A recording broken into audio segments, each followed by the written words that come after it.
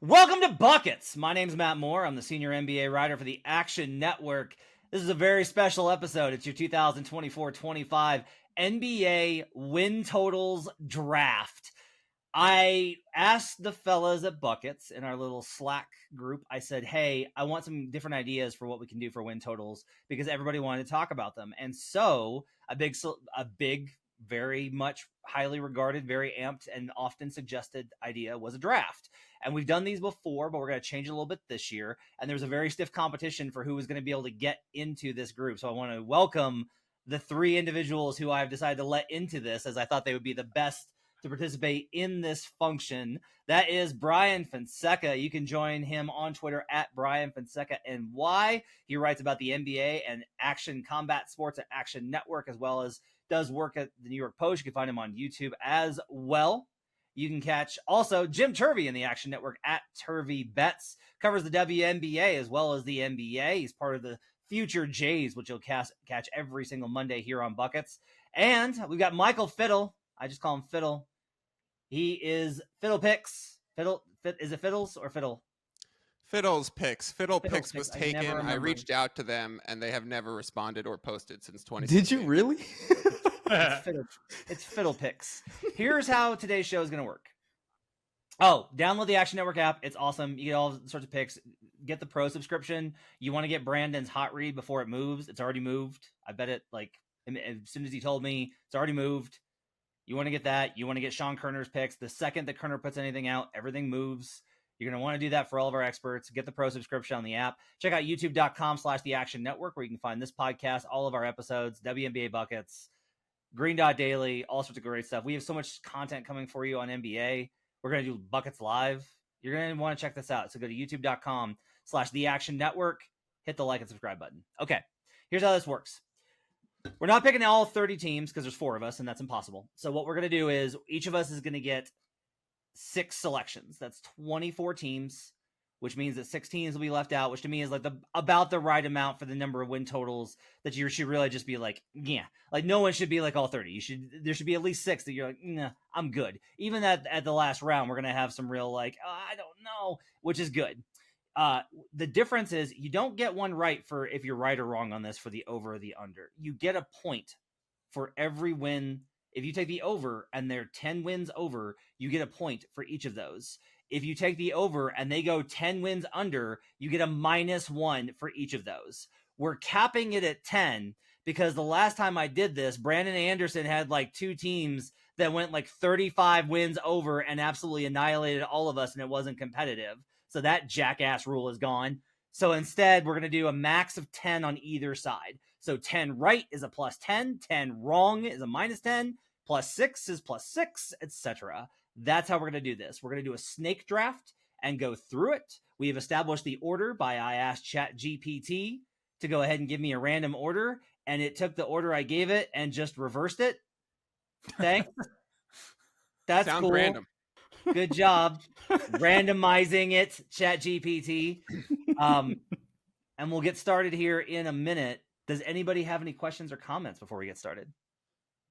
I have a quick comment in just that I think this exercise is great in checking in with everyone's preseason priors, and the way that we're doing the rules and set it up, and the way that Matt gave us, me, Brian, and Jim the assignments, searches for more of the extremes. So the 6 teams that are probably left out probably have some of the sharpest and narrowest win totals that won't likely budge 1 or 2 from the consensus of where we think it might end up landing. And then having a few variable discussions of who can overperform or vastly underperforms kind of checks us all for our extremes and checks in with our preseason prior. So it's a real good exercise regardless of how many bets you do. And win totals are a great place to bet because it's a low hold futures market that stays posted throughout the entire year. So as a bettor, you always have your outs waiting for you and ready.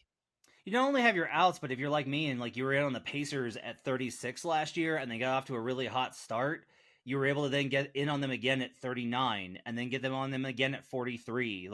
There's opportunities to bet throughout the year, and we'll talk about that on our Futures Buckets episodes. But I do think there's really good value. If you're looking for alt plays, this is a great place you're going to find it, because if we like these teams at the top, either direction, over or under, you're going to have an opportunity to take a more extreme position and get a better number on it. And it should also impact probably like you have to counterbalance that for this exercise with, okay, this could really go over, but also how certain are you that you're going to hit at all? Because like there's some teams that are on my list pretty high where I'm like, ooh, if this goes under, it goes way under. But I'm also like, I'm less confident that it goes under than another team might just go under. So that debate, I think, is what makes this exercise really fun. But we're not allowed to talk anymore because Brian Fonseca is not an adult who can take care of himself and feed himself dinner before he does a podcast. And so we're going to get started here. Michael Fiddle, you have picked number 1 in the 2024 Action Network NBA win totals draft. What is your first selection? So my first selection is going to mimic the 2024 NBA draft. No way. And I will be taking the Atlanta Hawks. Dude, are you fucking serious? How is that someone else on my island? Matt, you picked the one person in the world on my island. I genuinely, as soon as we got onto this podcast, I was like, oh God, I should have put Jim first. He's going to have a meltdown. Oh God. Oh my God. Jim, you want to wait. Jim, do you want to give the basketball reasons of why you're so into the Atlanta Hawks, and then I'll come at this with the market approach and say why it was the obvious number one choice? Yeah, because Jim needs to get this out of his system. He's been dying. Let it out, because this is for me. He was dying. He's dying to die on this island. I cannot believe you found the only other human on the planet on the island with me. It's me and Fiddle and a volleyball on Hawks Island. I've said it on a few podcasts. There's a few different reasons I really like the Hawks here. One, I think last season was truly the season from hell. I think there's a lot to be like. You and I looked this up, Matt, and it didn't support my hypothesis, but I do think that logically there is something to, if you're a team that the market keeps backing throughout the season over and over again to provide you with the worst ATS record in recent history, that there is actually a good core and the market does believe you. I see Fiddle, maybe I'm talking about it from the market perspective you were about to do, but in terms of basketball perspective, you're getting rid of DeJounte Murray, who was a terrible, terrible fit there. Matt, we've gone back and forth. You're right. He wasn't the entire problem, but I think in bringing in Dyson Daniels and Larry Nance, you were getting two much better defenders than Murray was in that defense. Quinn Snyder's a coach I still believe in. We're hopefully going to get a full season of Jalen Johnson. We should get more Trae Young. Trae is not despite his small frame, he's actually been a pretty durable player. And last season was the least games he has played. So from a basketball perspective, I absolutely love what Atlanta has. Here's the thing, though. The biggest thing for this draft was there's just so much more ceiling than floor here. They have no reason not to try this season. They don't have the draft pick. They will be going for the 10th seed in what is a very pathetic Eastern Conference. It's very easy for me to picture this team being in the mid-40s. It's very, very hard for me to picture this team being in the mid-20s with Trae, that roster, Quinn Snyder as a coach, and no reason to tank. So I'm glad you got that out of your system on somebody else's pick. I'm glad. You still don't get it. You don't get to have. I can't believe it. When Fiddle said he's going to mimic he left some hints here during the day, and I was like, "There's no way he's going to line on Hawks." All right, I'm sorry I stole all your thunder, Fiddle, but great pick. I love it. Yeah, Fiddle, give me the market breakdown for why you wanted the Hawks. Well, I'm excited that Jim's basketball mind is in agreement with me. And I also need to say, maybe this is just a little goodwill to throw into and good karma to put out there, but Jim is completely right that the Atlanta Hawks had the worst against the spread record in the NBA last season. And as somebody who tracks the market for every single NBA game over the course of the season, those numbers are based on closing lines. And I could tell you that there was always steam going towards the Hawks' directions. They were always the sharp side. It would end up closing at a worse number and they would not cover it. So the Atlanta Hawks last year burnt my peach more than a long day at the beach. Like, I kept buying into it because, hey, this is the strong market side. This is a sharp angle. I trust Quinn Snyder. I trust Trae Young. Like, I think Trae is pretty comparable to Brunson on just a flat basketball skill level and ability to lead a team. So I think he has that kind of ceiling potential, and he's right now being priced at his absolute floor. And so for those reasons, seeing this come in at what's the number I'm playing, 35.5, there's actually something very interesting in the market here with a book that I look to as a driver of the market and a leader is already priced at 36.5, and the VIG's north of minus 130 towards that over 36. So when I saw that and I said I could come into this exercise and take something that has 58 implied probability to be over 36.5, and I'm playing this game at the 35 because I could pick off the best line, which is currently still available. I went and actually bet the Atlanta Hawks over 35, put my money where my mouth was going to be, and came into this saying this was a no-brainer. I felt there was one of two teams that could plus or minus their win total by 10, and the Atlanta Hawks was the obvious first one. Okay.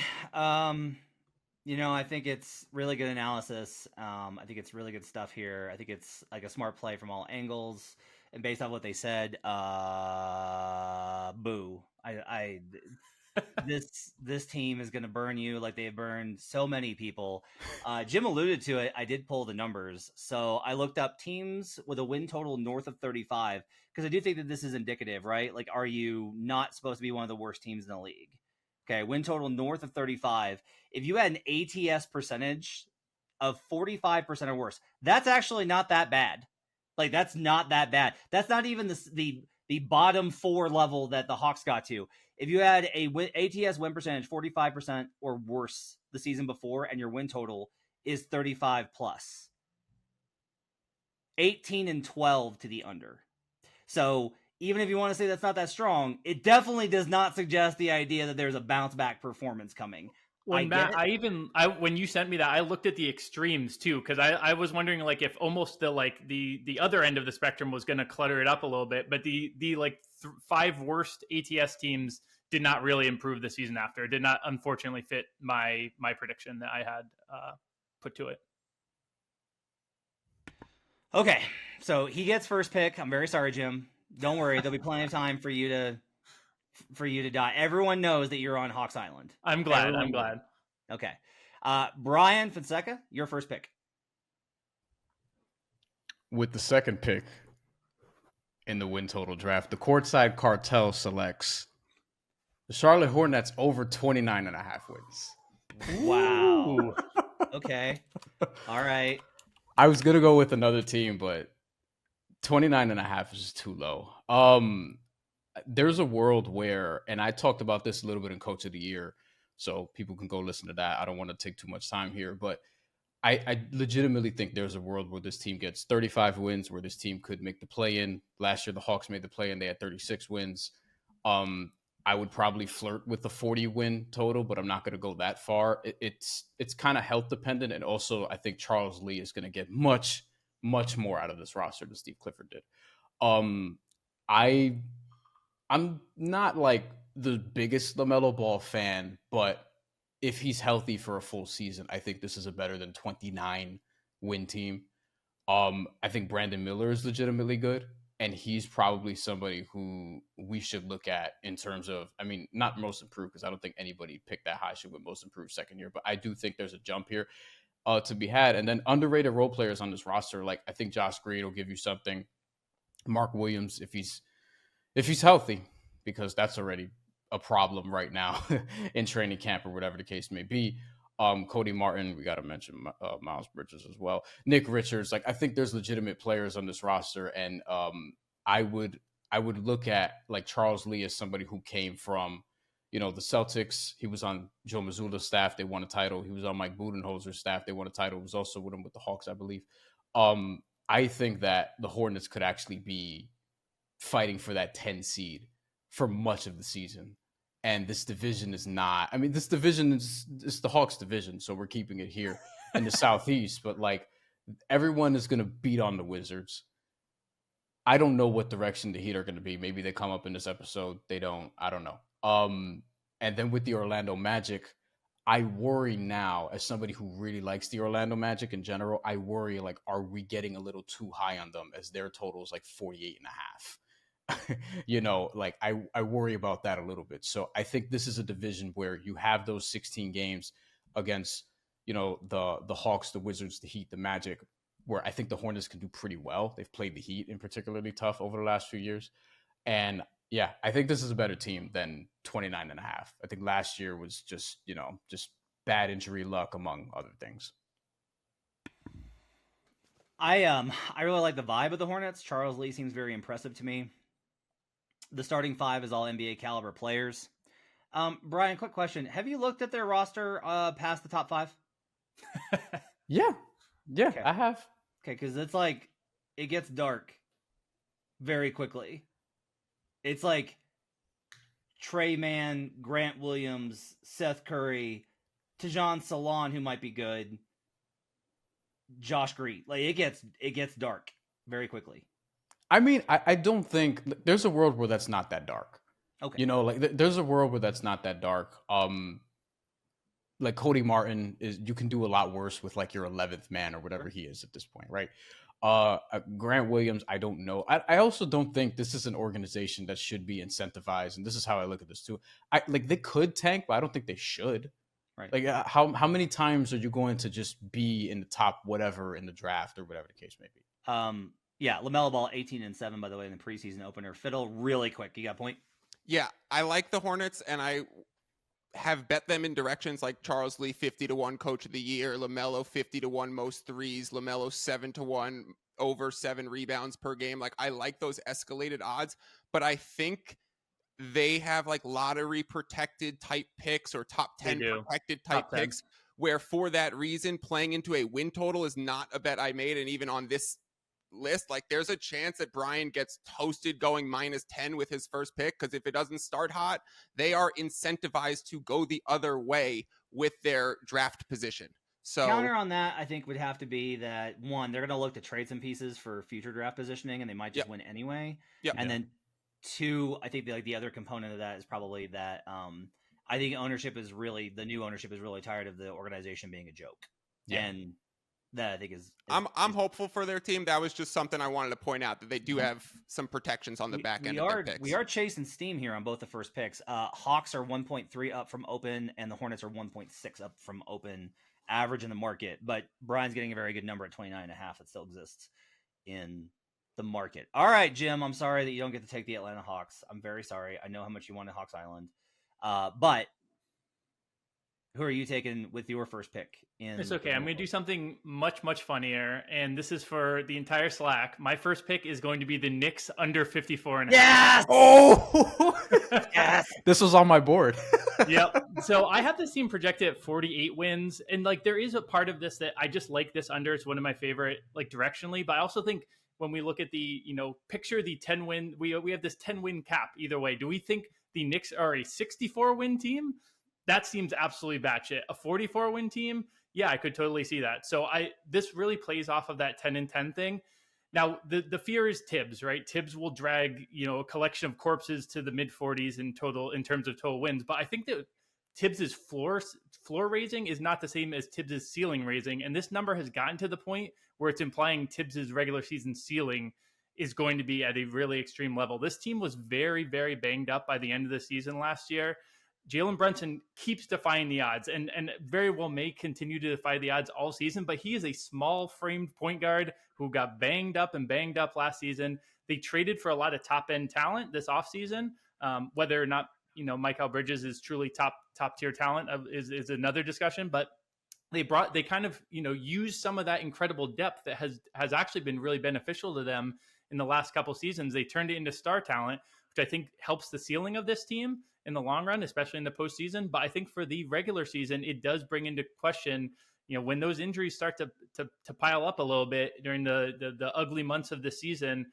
I do think this team is a lot thinner and it's a lot scarier all of a sudden. We got Mitchell Robinson hurt before the season even starts. That's massive for the defense. You now have a defense that goes to Karl Anthony Towns as the center. That is a big, big drop off in terms of defensive structure.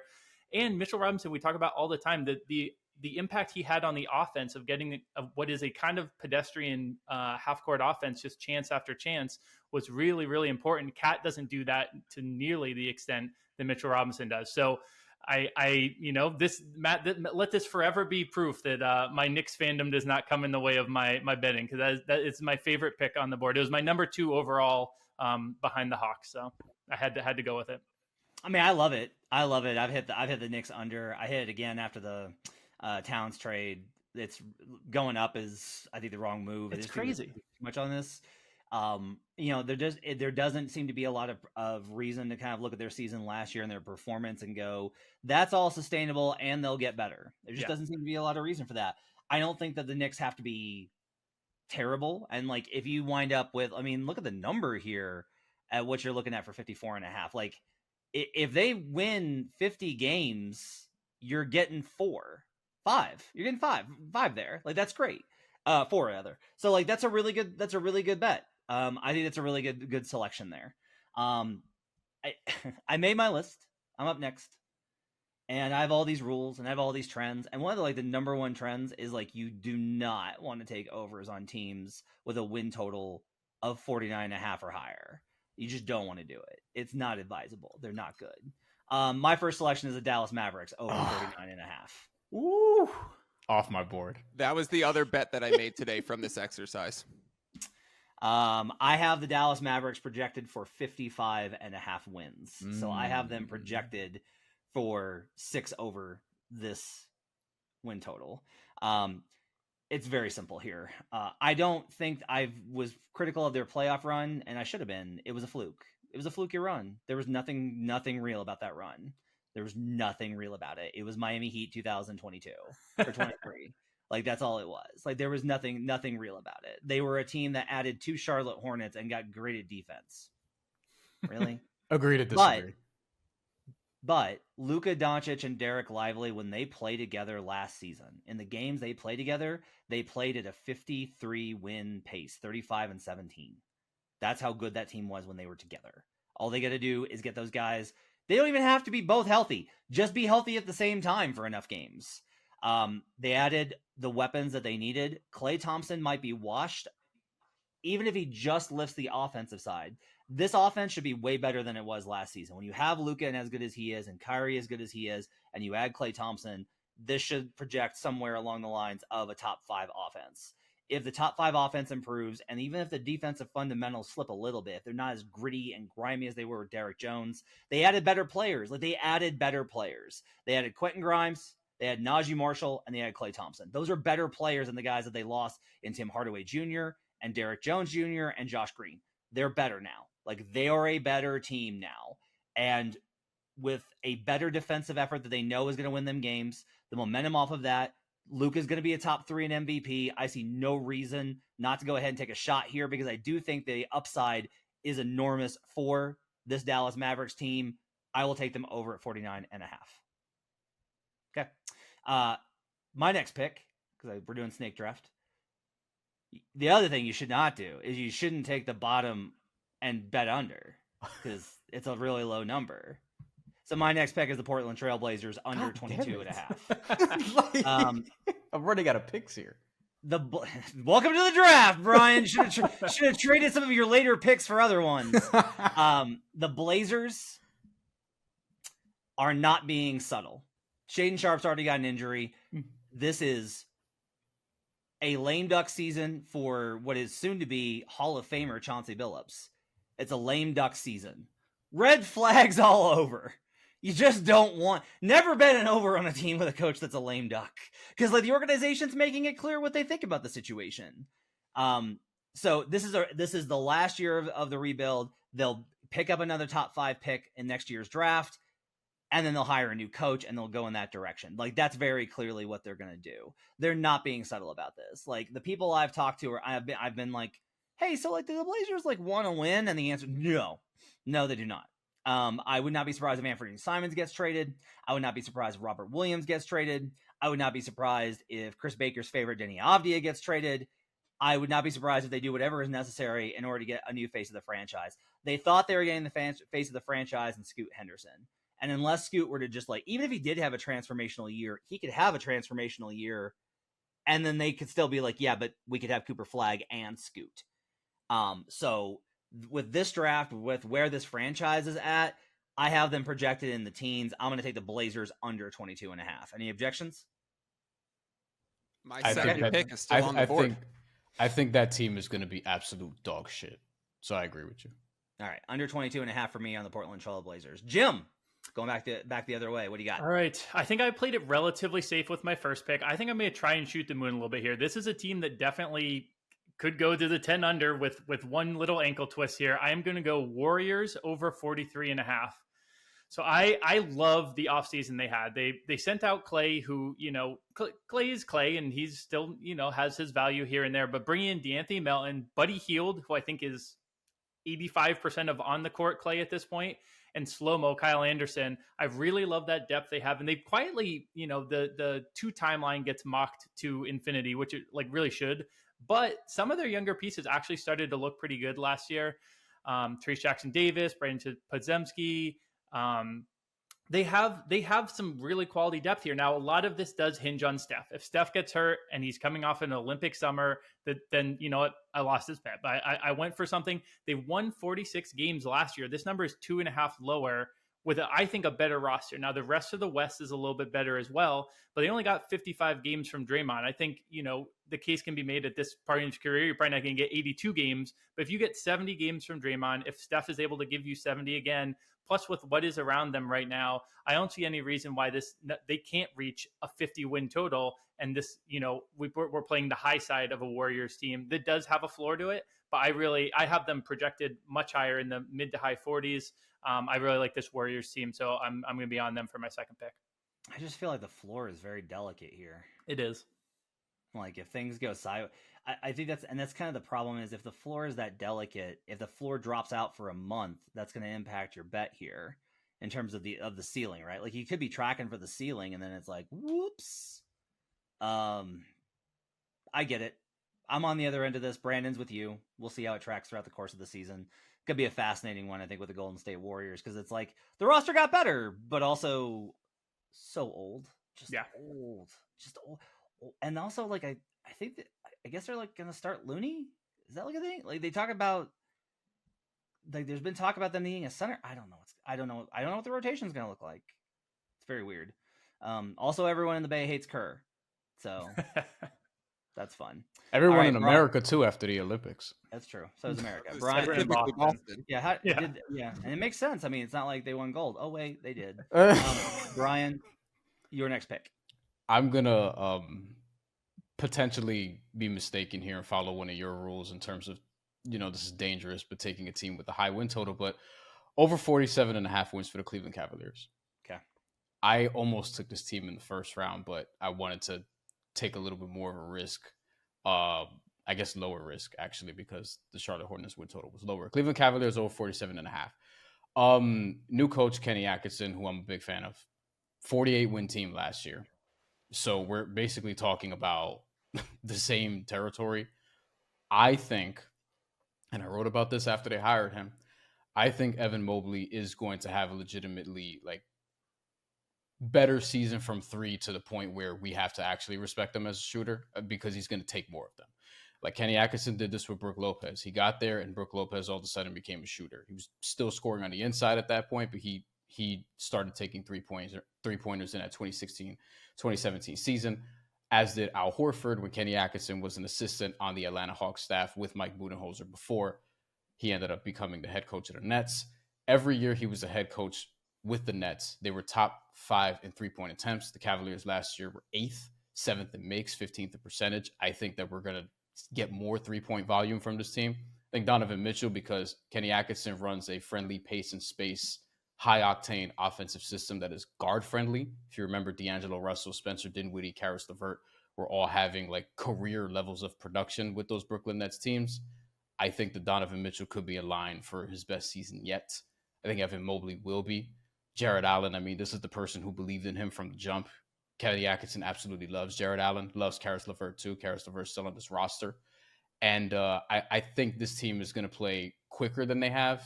And I think they could potentially get 54, 55-ish wins. It wouldn't surprise me if we look up at the end of the year and they're second in the Eastern Conference in the regular season. I don't know if that means they're going to make it to the Eastern Conference Finals or anything like that, but I think this is a legitimately good team that could get 50-plus wins.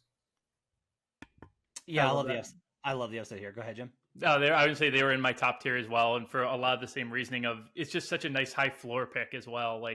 Last season was a terrible year, and they still cruised over this. That was part of it too. Donovan Mitchell, Darius Garland, who I think could be sneaky good this year, who we're writing off a little bit. I think he could be sneaky good this year, and then Evan Mobley. They all missed significant time, and they still almost got 50 wins. All right, Fiddle, you're up. Back-to-back picks for me, and my number 2 team on the entire big board is still available at pick number 8. So I think the the odds for who ends up winning this just shifted to Fiddle's picks now minus 130. If these are divisional odds that we're looking at, where there's 14 listed. So I'm going to go with the Utah Jazz under 29.5. Damn it. As my second pick and the first one of my back-to-back snake. Another market angle here, north of minus 130 to the under at what I consider to be the sharpest of books. And that Lowry marketing deal, signed one day after he's allowed to be traded, does create a little bit of a baseline where I don't think they're going to bottom out as bad as it could have been, right? If Lowry was back on the trade block, Golden State was recircling the wheel, maybe someone else was coming around, the Spurs again, then we'd had the potential for this to go plummet and get down. Jazz would have already been picked if Lowry's contract wasn't signed when it was. However, I still think this is a team that knows that this is not their year. They've been too competitive in the same way that the Hawks were uncompetitive to what they were priced to be. The Jazz have been over competitive under Will Hardy the last 2 years. So I think the book is out on the coaching and the culture. I just joined those two words. And so I'm going to go Jazz under as my first pick, 29.5. God, I hate you. I love this pick. This was next up on my board. I have them projected way, way low. Now I'm not as sold on it as the logic worked out a little bit better for my other two picks. Because I do think if Will Hardy gets through to them and they do somehow put it together, I don't like the roster, but if they do somehow put it together, or if they make a trade, if they deal off Kessler and they get something good in return. And I do think that they're interested in Ainge will acquire something if it's in the right spot. He won't be, I don't think, opposed to that. I mean, obviously I think they'd be in on Flag, but yeah, I looked at that. I'm somebody who today was looking at Marvin Bagley's EPM history. And even I was when my wife asked me who plays for the Jazz? And I was well, Markkanen. She's who else? I was Clarkson. She's who else? I was Sexton. She's who else? And I was Kessler? Cody Williams? And George? It gets bleak pretty quick with Utah. So I get it. That's a really good pick there. All right, Fiddle, you're up next. What else do you want? Stuck between two here, but I'm going to go with the Milwaukee Bucks under 50.5 with this one as well. And I love the facial reactions that I'm getting on the video stream, because that means I know I'm picking someone that someone else wants. Lower on my board, but they were on my board. Fair enough. This is another team I would describe as old. And with Middleton coming into the year with both ankle surgeries, did he have that at the same time? And how did he walk for the first 2 weeks? And then I've been wondering that since the news. And then Brook Lopez rumored to be, on the trade block. Does Houston come in towards the end of the year? Does a competitive team scoop him up? The whole Doc Rivers thing, and now we have a training camp with Doc Rivers. I think that's a little overblown. And David Goggins is out here working with Damian Lillard. I think there's so many things that could go wrong when everyone's trying to pump the wheels on what's going to go right, and you still get a high number because the Greek Freak is truly an MVP level player in this league. So I like the bet towards the under 50.5, and I think this could be one where I gain 6 or 7 points. And if it does work out where, Bucks are playing well, then I would look towards Giannis MVP, because that's really the only way I see this happening. Great pick. The wheels could definitely come off here, and if not, I think your certainty here is pretty high. There's a lot of trends that say this is not the right one. There's obviously been action. This line has moved. Well, it has moved down. Teams are not in there. If they had a different coach, I'd probably be looking for a bounce back. If they had just suffered through the Adrian Griffin year and then reset this summer with a actual coaching search, Terry Stotts, and came out with somebody who hasn't blown more 3-1 leads than he has playoff wins in the last 5 years, then I would be absolutely in on the over on, I think, on this Bucks team in the bounce back spot. But with where they're at, with everything kind of factored in, yeah, I think under 50.5 is a good play. All right, Brian, your third pick. I'm going to go with the Indiana Pacers over 46.5 wins. Okay. I know this one's risky, but I think so. There's a couple things happening here. They made it to the Eastern Conference Finals, and I think people are just kind of being that was bullshit, which, I mean, kind of, because the Bucks got really hurt, the Knicks got really hurt, and it's entirely possible that they wouldn't have got there. But despite Tyrese Halliburton's injury, they were still able to get 47 wins last year with Rick Carlisle, who's a really good coach. And I look at coaches when I look at these things, because coaches will often lead you to overperform. And one of the sneaky things about their playoff run was we got to see Andrew Nembhard emerge. And that's not a small thing. Like, I've toyed around with the idea of Andrew Nembhard potentially winning Most Improved Player, which is like plus 8,000 right now, which is something I may take a shot at because of what he was doing in the playoffs last year with increased efficiency, shooting like 56, 48, 77. And I was trying to look at, all right, who are the other guards that were young that were doing this in the playoffs despite not really doing this in the regular season? And then it carried over into regular season success in recent years. And it was like Fred VanVleet and Jalen Brunson were the only other guys that were sort of comparable to that. He also got his extension. Like, I like their foundation. I like their continuity. I worry about their defense, but I think with the full season of Pascal Siakam, which is another piece of this, maybe they're not 26th or 28th or 30th or whatever defensively. Like, maybe they can be 19th, and that'll be significantly better. Like, I think this is another team where, similar to the Cavs, like, it wouldn't surprise me if I look up and they have 50 wins at the end of the year.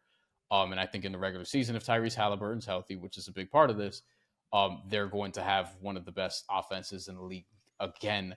And I think, unlike the Portland Trailblazer Western Conference Finals team of 2019, who they got there and we were kind of like, I don't really know. This team is ascending a little bit more and also has a better coach.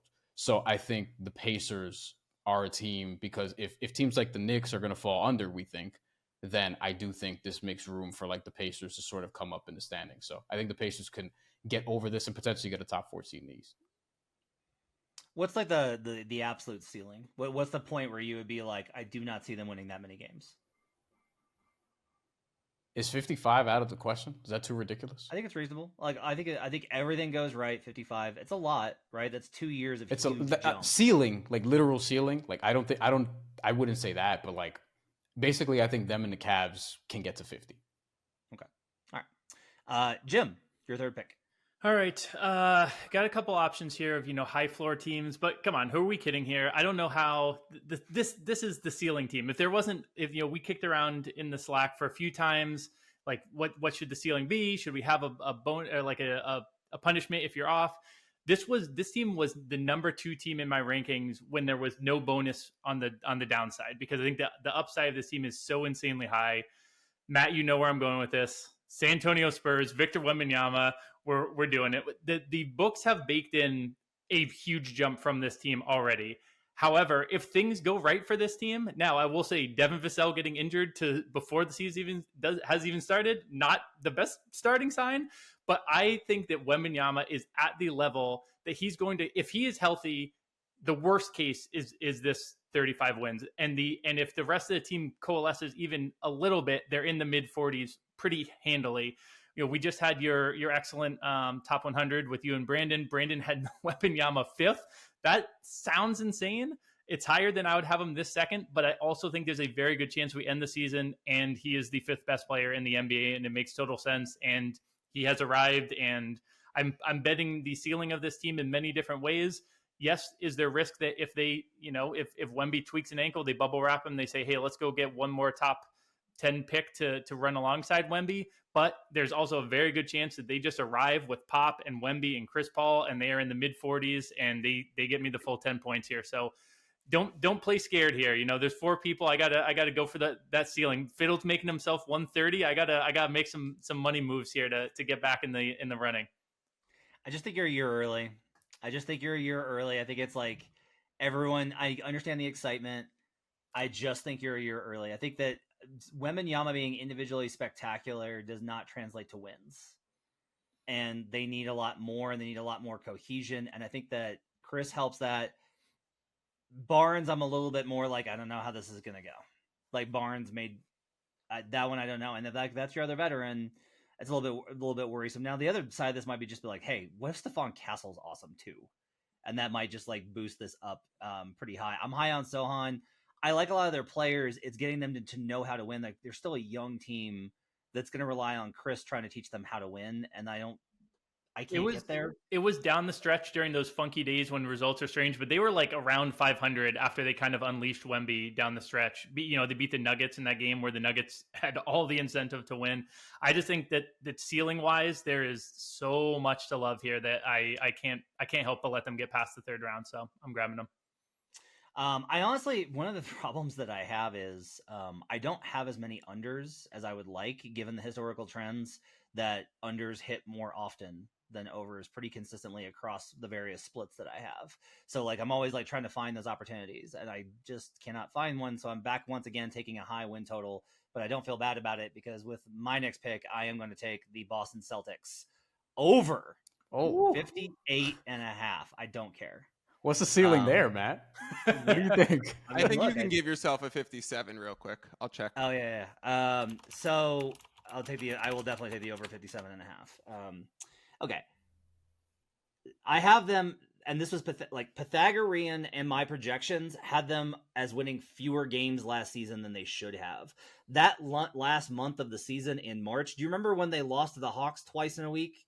Or when Dean Wade and the Cavaliers had them coming back, right? Like, they had a bunch of games because they locked up the one and didn't care. Yeah. And they still wound up with 60 plus. And the issue is like, okay, yeah, but what if there's, one of the easy ones here is like injuries. They have the highest redundancy in the league. Okay. Oh no, Derek White's out. Good thing Drew Holiday's here to play. Oh no, Jason Tatum's out. Well, we still have Jaylen Brown and Kristaps Porzingis will be back. Kristaps is hurt and Al Horford is 35. What are we going to do? Have you seen Xavier Tillman and how good he's looked both, not just in preseason, how about in the NBA Finals when he stepped in and was good? They just have a ridiculous amount of redundancy. And if you're going to get through the NBA regular season, you need that. This team has the highest floor of any squad in the league, bar none. Like, it's going to have to take so much going wrong for this to get to like 55. And I know that that's still 2.5 over. I understand. But I really do think that there's a strong chance that they're just in the 60s again. And when I looked back at the history of teams that had 160, I was surprised at how often that it wasn't, there was less of a drop off than I expected when I looked at it historically. So I will go ahead and ride with the very high floor Celtics over 57.5. I'm back to back. Do I really want to do this? I'm scared now. Legitimately scared. I think I know who it's going to be too. I'm moving up. Actually, I'm going to move a team up because I don't want to take two teams with that high of a win total back to back. I'm taking the Grizzlies over 47.5. Over. That's a. I was going to go under 2, Fiddle. Okay, you first, and then I need to ask a few questions. But go ahead. That's totally fine. So Jaren's out the first little bit of the season. I'm not worried about it being like a long-term injury. Like, there's a lot of expectation that he'll be back in short order. Gigi's out until January, and certainly like you're starting to look at the training staff a little sideways and be like, what you guys doing over there? On the other hand, look, this team projected into the mid 50s before the last year's year from hell, and they return everybody. And the word I've heard out of camp is that there is a more professional attitude. Jenkins has talked about this, about how they don't seem like the same team that they were 2 years ago. Like, they're 2 years older, and I don't know how else to put this delicately, they've had money for 2 more years, and you just tend to kind of grow up a little bit when you have that much money and you operate in those circles. We see that pretty consistently. The guys get more serious the more it turns into a professional business when the money starts coming in. Bane made a jump last year completely under the radar. If you kind of dig into his stats, it's like, oh man, Bane got a lot better, but you couldn't see it. Marcus Smart's back, and even though Marcus is a little bit inconsistent in terms of his impact, he's still one of the best defensive players in the league. A good way to kind of think about this is, okay, Edey with his rim protection potential and rebounding, Jackson and what he can do as a rim protector, Marcus Smart, Bane's a good defender, Ja's not bad. He's not actively a weak spot. They have all of these guys, which means that there's a very strong chance that they're a top 5 defense. Top 5 defenses go over at like an 85% clip. Like, they just go over. Even with high numbers, those go over. So I am not able to go ahead and find a place where I can get to. I think the upside here is way more, because this number very much is projecting like we don't really know what to do with them, because they were going to be 51.5 2 years ago, but they had last year, So I guess we'll kind of split the difference and we'll go 47.5. That to me is wild. I'll take Memphis Grizzlies over 47.5 as a reach here. So I had this one marked as an under and ultimately wasn't going to choose it because I was not going to do the whole, hey, if the whole team gets injured, this thing could plummet. But with Jaren Jackson Jr. it's football season. So when we see a hamstring injury come, we know that's one of the most recurring type of injuries. So I don't like that at the beginning of training camp. We know John Morant has a long history of injuries. To John Morant's maturity level, there was a video of him at like a Boys and Girls Club or some charity event, and the way that he was speaking and the way that he thanked the organization and saying that he's grown, it was truly an amazing video. I'm a Grizzlies fan. If you're right, Matt, and you get +10, I'll be happy here. But this one was surprising to me given all of the injury risks baked around a lot of these players. Yeah, I had it as an under 2, but as a zag under. I know that a lot of smart folks are on the over, so I kind of wanted to look at it as like a kind of a funky pick almost. And Fiddle said a lot of this. I mean, the injury stuff, like there's either something in the water or the training staff isn't quite doing what they had to. And you referenced two things that stood out to me when I was thinking about the team. First, you said, they have everyone back from their 52 win team or whatever, but they don't, because Steven Adams was so essential. And I kind of feel like I'm taking crazy pills with the Zach Edey stuff. Like Zach Edey was like 6 months ago, people were like, this dude isn't even going to get drafted, and now it's like, oh, he's going to stabilize the Memphis Grizzlies. I'm like, which is it? I don't follow college basketball enough, so it has to be one or the other is kind of crazy. I think he probably is decent. I see you thinking. There's one other point I want to get to, but do you want to do the Edey part first? I'll just say that I crushed that draft pick on draft night. I killed it. I was like, why are you adding a rookie plotting center to a team that has athleticism, and is trying to compete for a championship? I will just say that, like, everything I've heard from every draft evaluator as well as people around the league, I will say everything I've heard from every draft evaluator and people around the league is like, no, like, he'll be really good for them, and we'll see. Yeah, no, I don't follow college basketball well enough to know which side of that coin was crazy. It just, like, for me, not following college basketball, I felt like I was getting whiplash. And the other thing I'll say is the 51.5, I think, was into a much different Western Conference. I think even if you drop that Memphis Grizzlies into this Western Conference, they're high 40s, not low 50s. I totally disagree with. So that's like a key element here. I think if you look at the Western Conference, almost everybody got worse except the Thunder. So we'll talk more about it. All right, Jim, you're up next. Okay. Who did I have? I had one queued up here, and then I got all thinking about the Grizzlies. I am going to go with, I'm going to do a different Western Conference under that I had. I wanted to get some Western Conference unders because I think it is such a crowded field that there are going to be some that just drop out of the pack that we like, oh, this team has to be in the race. And then suddenly we look at the end of the season, it's like, oh, no, they actually won in the mid-30s this year. This is a team I've been on historically a lot. And Matt, we talked about this a bunch in the Slack, that I think a player is coming to town that I don't really like. I'm going to go with the Pelicans under 46.5. They have DeJounte Murray coming to town. I think that is a subtraction by addition. I don't know if that's a phrase. It's the inverse of the addition by subtraction. I do not think that shipping out some of their depth, which has been so key to the Pelicans being really good for seasons past, to get a player who really has not looked all that good since he left San Antonio is a good move.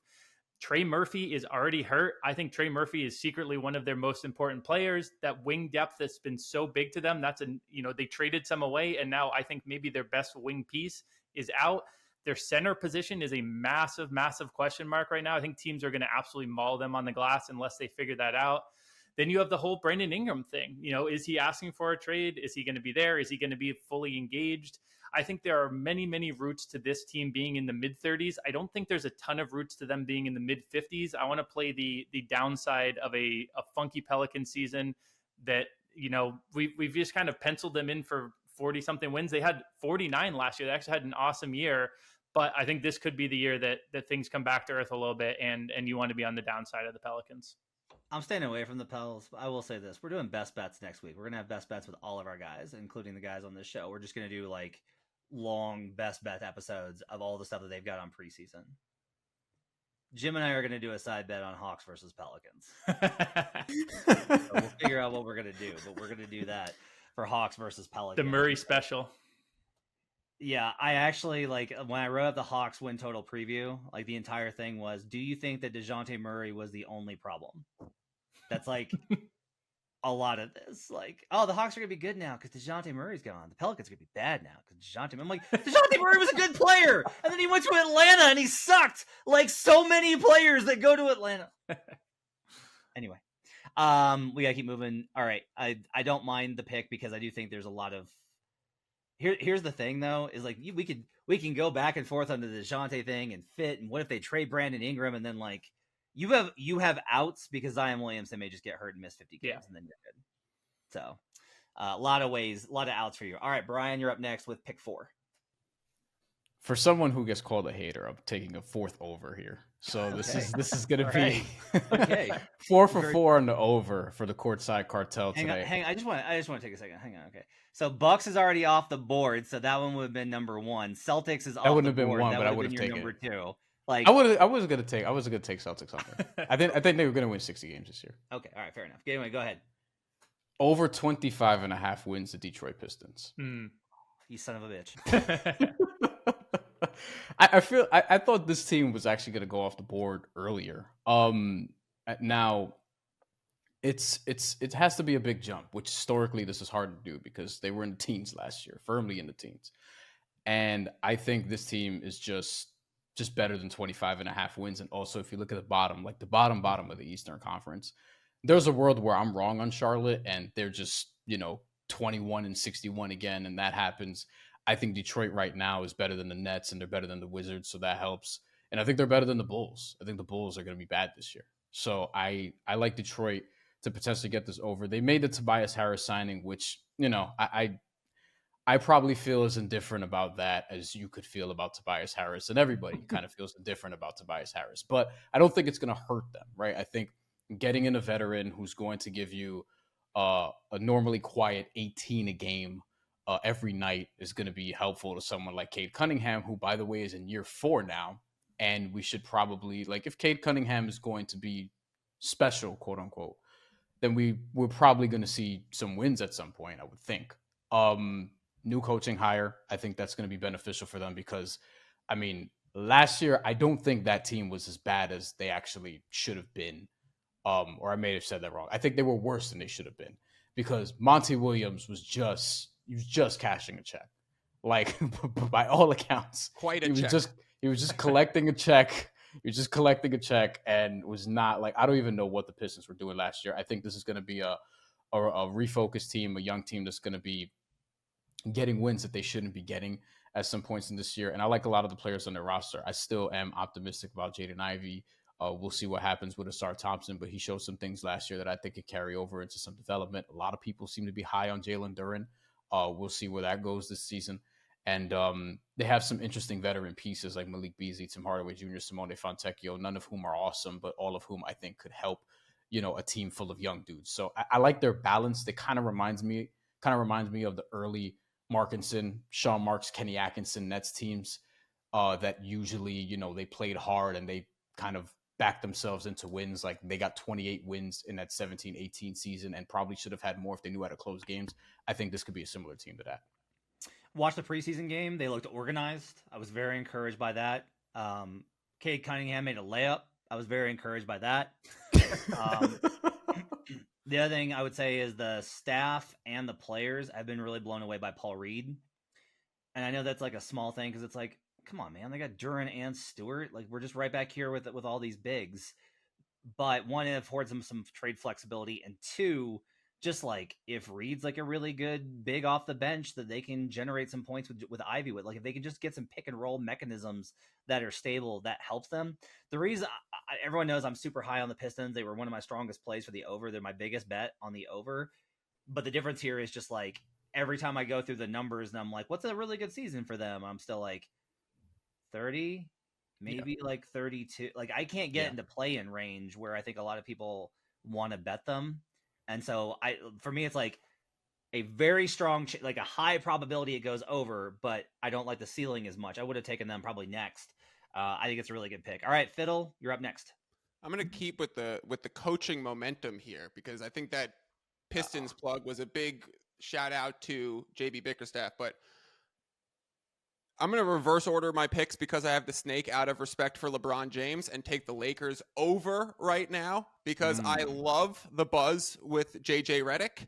I think we have LeBron and AD. All the talk last year was how healthy LeBron and AD stayed, but few people realize how drastically injured the rest of the team was and how many rotation pieces they lost for a lot of those key games. So if Rui and D'Lo and Reeves and all that kind of crew plays more games, to be able to get Lakers at 42.5, like, come on. The King he's still top 5 in the NBA.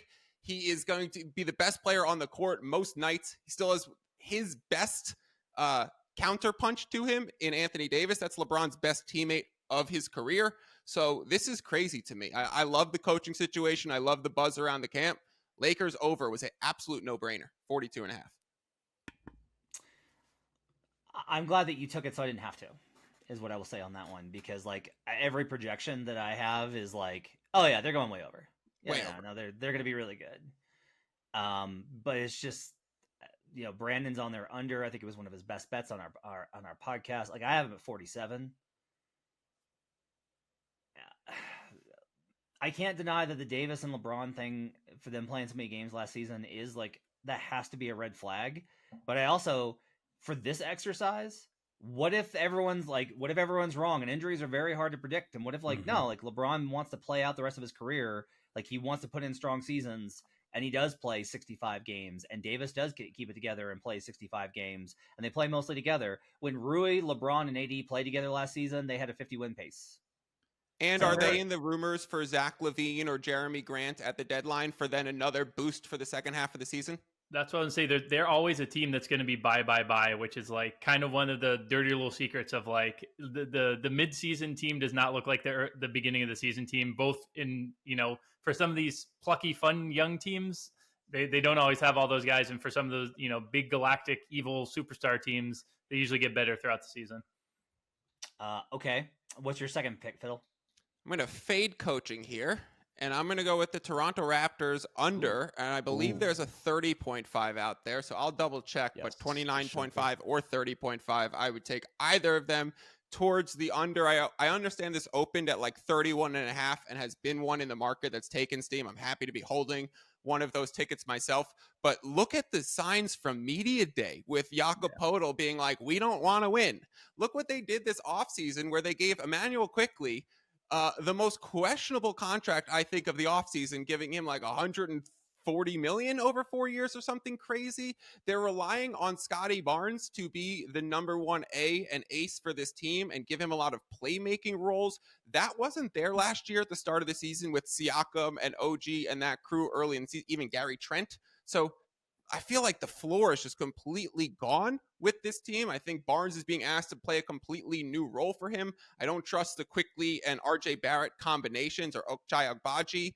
And then the bigs are just non-existent. And they're even saying we don't have intentions to win. So Darko has been a development coach with the Grizzlies in years past, and the Grizzlies have shown great development with some of their core players. I don't see it. I don't know if I'm going to go back in the time machine and give Coach Rajankovic credit for the way that the Grizzlies have developed. This was another Brandon's high on this team. He's really high on them. He's got the over and he's got some playoff plays on him as well. This was the last team on my board when I put that together today. I don't want any part of it. I don't want, because I think one of the things to keep in mind here on the coaching front is we're going to learn a lot about Darko because he gets to self-evaluate. And I liked a lot of the quotes from him in Media Day talking about like what needs to change with his approach and how to manage things. I think last year was a steep learning curve. The difference is that I'm not like, oh yeah, he'll get it. I don't know. I don't know.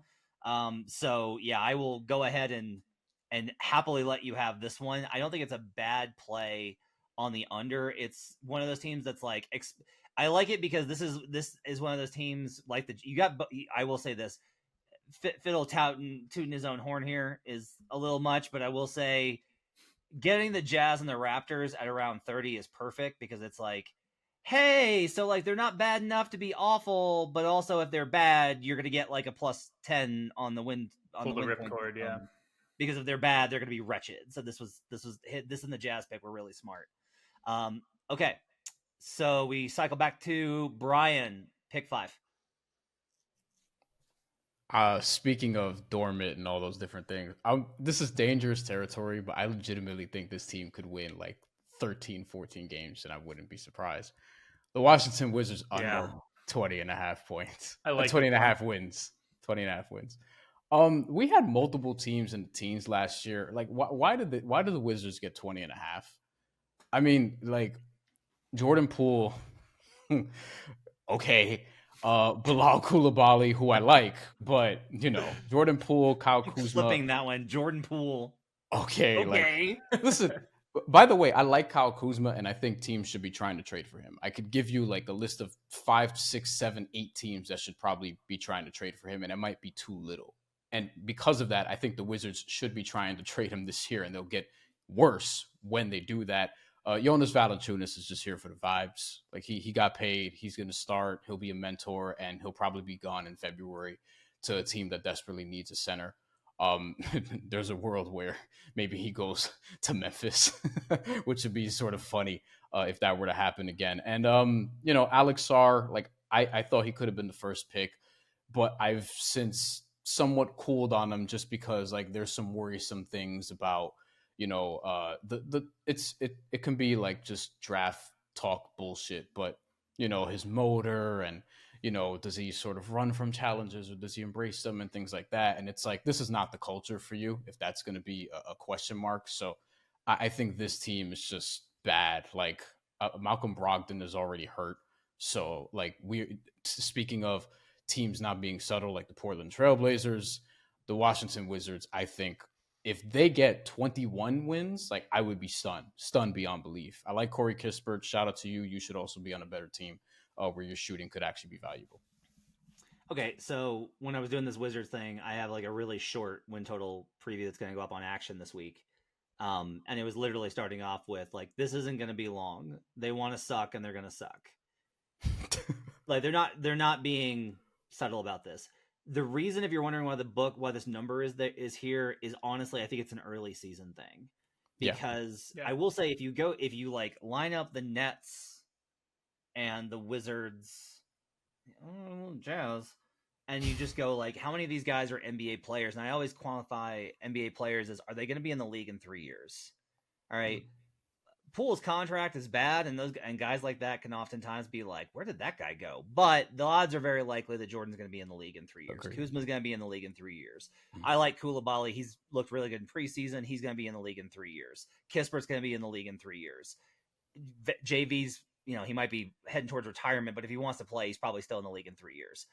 They do have NBA guys. And so if it's just like, hey, the Wizards are 10-9 through the first 19 games. Look at the Wizards. And then they wind up with like 13 wins anyway, but or like 20, right? They win 10 games the rest of the way. Then the value is kind of gone here. That's the only reason that line is there. I don't want any part of it because that line is just so low, but I do agree with you that when I project them under and they're going to want to be under. There's no subtlety here. They want to go under. So I get it. Matt, that was my exact. By the way, but just by the way, they last year I said multiple teams in the teens. We had 2. The Wizards are one of them. They have 15 wins, and like I don't know if this team is better than last year. Yeah, if I'm being honest, they lost Denny Avdia, who I'm told is amazing. Jim Turvey, your next pick, or what do you want to say about that? Actually, just real quick, I think you nailed it. This was a team that I had on my notes. I really like the Washington under, but my note was that I want to play it midway through the season. And get on it that way. But I love that Wizards one as well. For my pick, I am going to, new coaching is a theme of this draft. I'm going to take a team that kind of had like a little bit of a season from hell last year, and now they have a really good new coach. I'm on Phoenix Suns over 46.5. I thought I was going to be able to save it for the last pick. Damn it.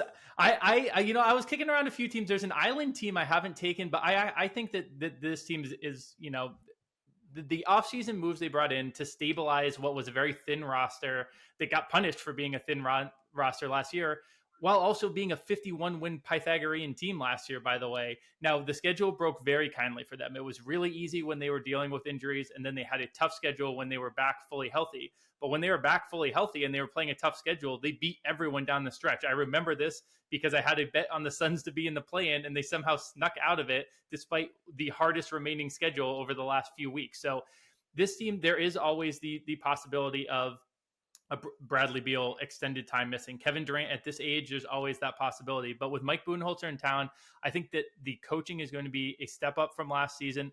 I think that by bringing in Tyus Jones and Monty Morris, there's a lot better stability at the point guard position. I think this Suns team, the 46.5, I'm actually pretty surprised it's still at that number. To me, they are a high 40s, low 50s team.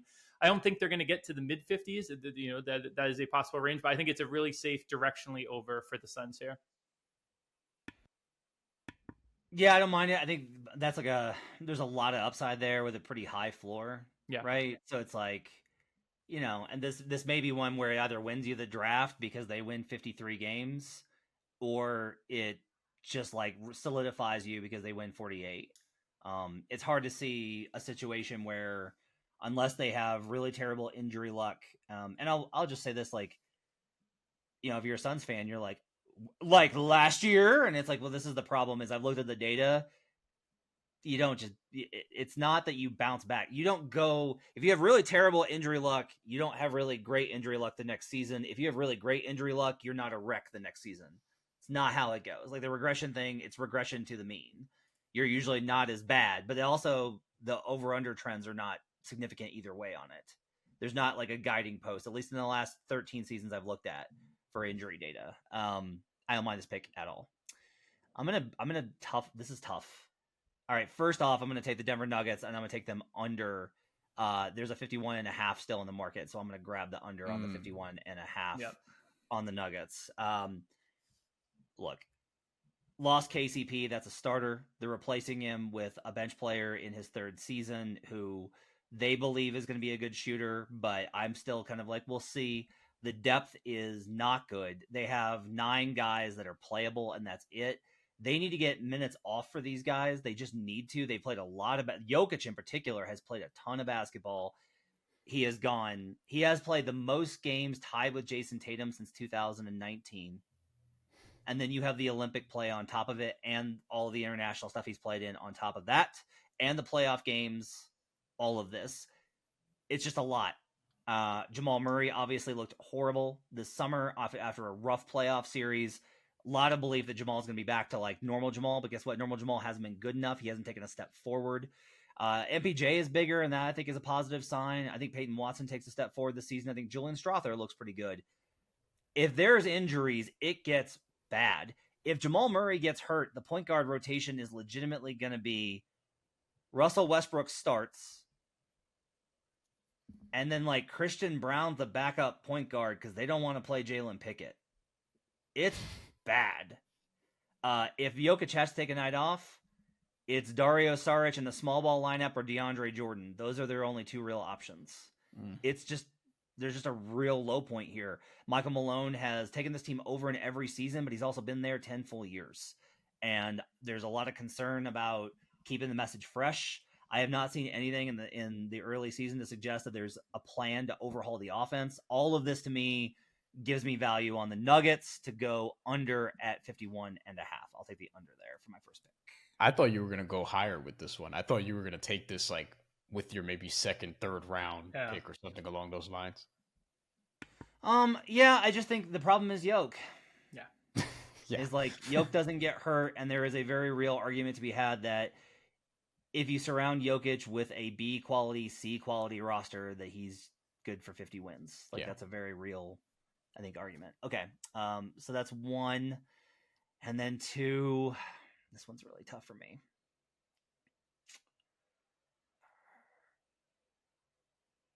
Yeah, I'm taking the Thunder over. I'm taking both of the highest overs on the board. I'm taking both of the highest overs on the board. This is very bad game. This is very bad game theory optimization. Fiddle. But I'll just say this, that at some point you have to trust your numbers, and my numbers are like, oh my god, that's what my numbers scream out in orgasmic fury when they look at the Oklahoma City Thunder. Like, clip that. Like, you take a team that was number 1 in the Western Conference and you give them Alex Caruso and Isaiah Hartenstein, and in total you had to give up Josh Giddey. If Shea misses time, they're fine. J-Dub can take over as primary initiator. Chet's going to be better. Their system alone is going to generate threes, pick and roll, get to the rim, all of these things. If Chet misses time, they have Hartenstein. If Hartenstein misses time, they can play Chet. The vibes are still awesome there. The coach is elite. I know this number is sky high, but I do think that there's a very serious possibility that we're talking about a 65-win team. And if I think that that's the ceiling on them, that's 8 above where they're at right now. I know this is high. I will go ahead and take it. I'll take Thunder over to close out my draft. I'm kind of embarrassed I didn't get them. I'm all over them in so many different ways. I absolutely love that. I got Shea MVP. I got Shea to lead the league in points. I got Jalen Williams most improved. I've got OKC title. I've got OKC best regular season record. They were on my board, and I kept staring at it. It's just so hard to say over 56.5. But I'm jealous of the pick. I wish I had it. I mean, look, I think honestly, like, the big thing here is that there's better markets to bet into the Thunder, but this is representative of how I feel about them. Like, for example, they are still only minus 150 to win the division, and that to me is like, that's insane, because the Nuggets are still plus 340, and I just think the gap is wider than that, especially after the trade of Karl Anthony Towns for Julius Randle. All right, Jim, your final pick in round 6. Well, you just alley-ooped me perfectly because I am with you on the Nuggets fade. I'm also with you on a Wolves fade. So I'm going to Minnesota Timberwolves under 52.5. The backup point guard question is like very real. Mike Conley is an old, great, but old player with wonky hamstrings. If he goes out, there are huge question marks there. You know, Karl Anthony Towns is out of town. They brought back Julius Randle, who, you know, he has, as any New York fan will tell you from time to time, he does have some All-NBA second-team appearances, but I think that is going to bog down the offense a lot. I think this offense, if you now look at this starting 5 of offense, it really is like kind of ugly. I think the spacing's going to be gross. I think the ball movement's going to be really gross. They jumped from 42 the year before up to, where they were at last year. I think sliding back down to 42 is, maybe we don't go all that way, but seeing this as a mid-40s team does not seem crazy to me, whereas I do not see this Wolves team winning in the mid-50s. So I think that directionally this has a lot of value. I don't think the bottom's going to fully fall out here, but I think that, Chris Finch is a great coach. I don't think he's going to let all things fall apart, but I think them being in the mid to high 40s gets me 5 points potentially, and that's about where I have this team projected. Yeah, I mean, if they win 49 games and they still finish with the top 4 seed, are you going to be like the Wolves had a terrible year? Yeah, exactly. That feels more median than bad. Yeah, I'm with you on that. All right, Brian, your last pick in round 6. I'm caught between 2 teams here. One of them I'm stunned that you didn't take, Matt, that I may take, but the other one is one that probably nobody else on the board would have, and it's the more fun pick. So I'm going to go with that one because what is the courtside cartel without Miami? And we will go with the Heat over 44.5. Over? I almost took under, so this is good. Look, they went over this last year, like for all the shit that they got for what they did last year. The other one I almost take. I'm curious to see if Fiddle does, because I could see that actually. But I mean, part of this is entertainment, but part of this is like, look, Eric Spoelstra. This team is actually like, I do like their depth, and I do think that there's a pop for Jaime Jaquez and Nikola Jovic to be had. To what degree, I'm not sure, but I do think like if Jimmy Butler misses time again, and he will, I don't think it's the worst thing in the world because I think they'll be fine if he's out for 10, 15, 20 games. He says that he's going to play every game or whatever the fuck. That's not going to happen. But I'm sure that there'll be more of a concerted effort to keep him out there. I do worry about the starting of, Terry Rozier and Tyler Hero together, but I do think that starting with Terry Rozier on the roster as opposed to throwing him into a situation where at one point he played like 11 games in 17 days or something along the lines because they traded for him and played him immediately, and there were multiple back-to-backs within like a week or whatever, and he didn't even have like a place to live at for like the first couple weeks he was in Miami. So like the whole thing was turbulent and a mess. And he started playing well before he got hurt. He was averaging for a 6-week stretch 19-4-4 on efficient shooting and was actually hitting some clutch shots. Duncan Robinson quietly had like a career year last year. Is also pissed off because of, you know, the shit that he gets on a day-to-day basis. And I think some of their two-way guys, you could roll your eyes, I don't give a shit, are going to help them because they do have some depth and they excel from a developmental standpoint where they're just going to pop guys up and like, who the fuck is this? Who just got 12 points and 5 rebounds? And who, you know, it's going to happen with Pele Larson and, you know, Haywood Highsmith again and guys like that. Like, and if they keep Nasir Little on the roster, I am actually intrigued because I think they're going to try to make a Caleb Martin out of him. And I would argue pretty easily that he's a more talented version of what Caleb Martin was when he got to Miami to begin with, and also Bam Adebayo. So yeah, I think this should be an over. And even though I don't think it's going to be like a big over, I think 44.5 is a little too low. Go ahead.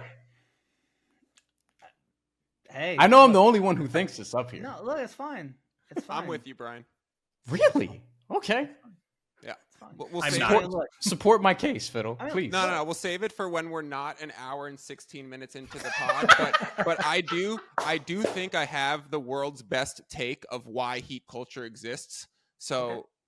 Tune into that next week. We'll get to that. yeah, let's do that next Fiddle. week. We'll get on that And to Fiddle close stuff. us off here. Wait, hang on. I have to comment on this. Yes. What could possibly go wrong with Jimmy Butler without That's a the- contract extension? Mm-hmm. That's the risk you take at After the 6th Pat round. Riley publicly shamed him, what could go wrong? What could Well, go sideways? okay, so I could say this. They have the sense that it's not going to be in a way where he gets pissed off and just sandbags the season, but he gets pissed off and actually plays well. What's that? We'll see. I hear it's the ghost of the Timberwolves and Bulls and the Sixers calling, and they're Timberwolves- all trying to warn you. Yeah, but those are all 3 loser organizations historically, okay. to be I fair. see. All right. Like no, like that. Like No, that's I got it. We'll hit this next week. We gotta go back to this. Listen, All right, listen. It's the 6th round. All right. Yeah, fair enough. Fair enough. All right, Fiddle. You have I don't know what Mr. Irrelevant, but in collective form, you have Mr. Irrelevant for this draft. What's the last pick? Yeah, this is, again, ending the draft where kind of a surprise happened towards the end of what everyone cared about in the 2024 NBA draft. And Brian's basically just Brian Fonspolstra over there instead of Brian Fonseca. So we knew he was going to take the heat. But I'm going to go with the Chicago Bulls over 27.5. Whoa. What? Look at Jim and Matt. Okay, give me the cap. Backed away from the microphone. I thought you were going to go with somebody else, Fiddle. Over. And Who I it's almost not took. because Batas is not old enough to drink, so we know he will be boozeless throughout the year. It's because they have the biggest arena in the league. They have ownership that cares about making money until the last day of the regular season. And they have a coach who sets a pretty high floor. And I think there's good vibes around Zach LaVine. There's a little game theory here where if the Zach LaVine piece does switch, I'll get the boost of that if it does go to the Lakers with my Lakers position. So I was leaning towards going I just want to putt in my last round and not brutally deter some of my good picks from before, which is why I was looking at the Miami Heat because they're a pretty stable organization. I'm actually going to go with the Bulls over here. They always try to win. Always, always, always. And I think they still have a rash of pretty good NBA players, and they're going to still be looking to win until game 82. Look, I'll say this. Brandon's very high on their win total, which is very rare for him. He hates his own teams more than anyone else. I am at the point when you're right that the buzz around Levine's really good, and there's talent on the roster, right? So like there is a very basic program here to be like, yeah, they get to 32 wins, and it's like not a great season, but there's some hope for the future, and then like it wasn't a disaster, and it's fine. I just like this is Kobe White's team now, and that to me is like a lie, and I don't know how they're gonna navigate that, and like. The slide for Vooch is so significant, and there's like a lot of different things here where it also just seems to me like the most likely scenario is like, hey, Zach LaVine came, like he was a pro, he came to play and he played well. Oh, we found a team for you now, and then he's gone, and then they're like, oh, whew, thank God, we can go get Flag now. Whew, okay, because it does seem like the organization is actually finally starting to pivot in that direction. I was skeptical of that, but I'm also like, I don't know how you let DeRozan walk when you have LaVine and Vucevic on the trade block as aggressively as they do, and then pivot again. But I get it. All right. We will give you the results of this there'll be an article on Action Network, and we'll put it in the podcast link. You can see that because I'm not going to go over all the numbers now. It's too many. It's 24. The teams that did not get selected, by the way, the ones that were left out, undrafted, Brooklyn Nets, Sacramento Kings, the Los Angeles Clippers, the Philadelphia 76ers, the Orlando Magic, and the Houston Rockets. I wanted two of those teams. I'm kind of shocked. The Rockets over, I guess the ceiling isn't that high, but the Clippers over, I was intrigued by too. So I'm kind of amazed that those were in the teams. Brian, were those the teams you wanted to? No, can I sign the Kings over to a 2-way contract? You want a 2-way? Yeah. I thought about that. Was who I was. It was between the Heat and the Kings for me. And for me, it's like I just think like I trust the Heat floor. The Kings probably have a solid floor too, but it's also 46.5. It's a couple more wins. Matt, can we do this as a Twitter poll, and you can like tweet out who got which teams, and we can see who people like? Yeah, absolutely. I think Fiddle has to be. I would say Fiddle actually is a favorite, and then I would say it's Jim, and then Brian, and then me is the list that I would go through. You think that's so? I knew I was going to be the favorite when I had first pick because that's just obvious how power ratings work, right? If we did an NBA draft, you'd get first pick. You'd probably say they had the best draft. The Jazz and Raptors unders were really good. The Jazz was really good. What I did not expect was Jim to be DMing me during this exercise, offering me trades. Like, hey, I'll give you the Pelicans and the Spurs for your Hawks. Like, this man's desperate for his Hawks take. Yeah, and he wants the island, man. He wants the island. All right, that's Brian Fonseca, NY, Twitter and the Action Network app, Jim Turvey at Turvey Bets, Michael Fiddle Picks. You can catch them all on Twitter in the Action Network app and across the Action Network platforms. My thanks to David Payne and Tito Banach for doing our production work. We'll see you guys again next time. Thanks for joining us. Let us know what you think in the comments at youtube.com/the Action Network. Till we see you again, let's get buckets.